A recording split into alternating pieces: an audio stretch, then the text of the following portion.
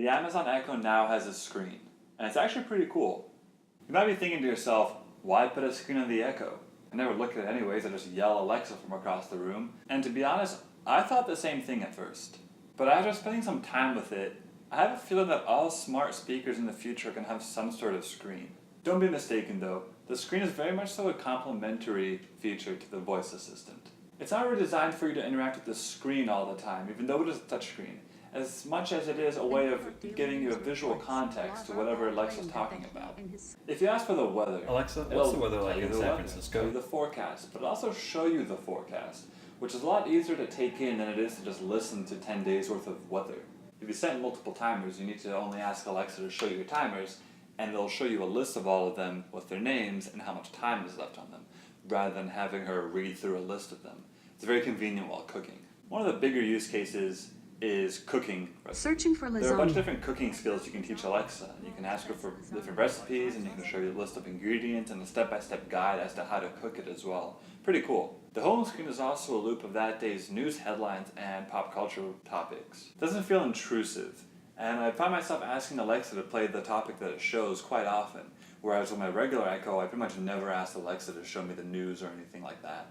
They can play videos from YouTube or Prime Video, no problem. Alexa, play The American. The only two video platforms that are on the Echo Show.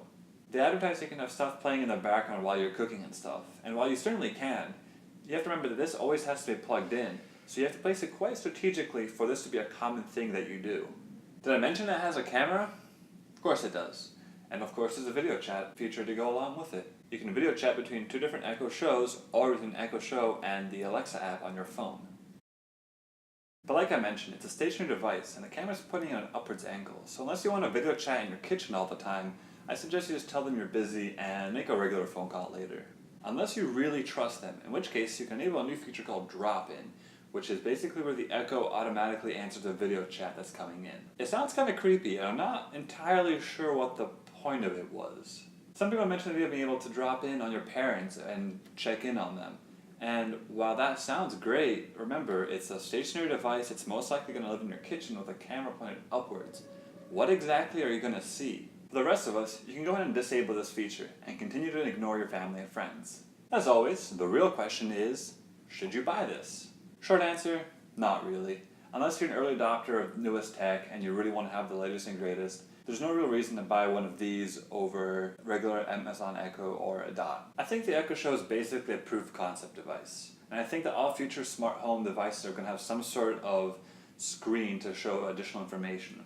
Whether or not that's a screen built into the device, or maybe it just automatically sends information to your phone or onto your TV, it's going to be something like that, I think. Having a screen is definitely beneficial. It prompts you to interact more with the device, and it actually gets you more and more used to talking to your tech. But at $230, and at this very early stage of home automation and smart homes, I just don't find it necessary that anyone needs to really spend that much money when you can have almost the same experience with an Echo Dot for $50.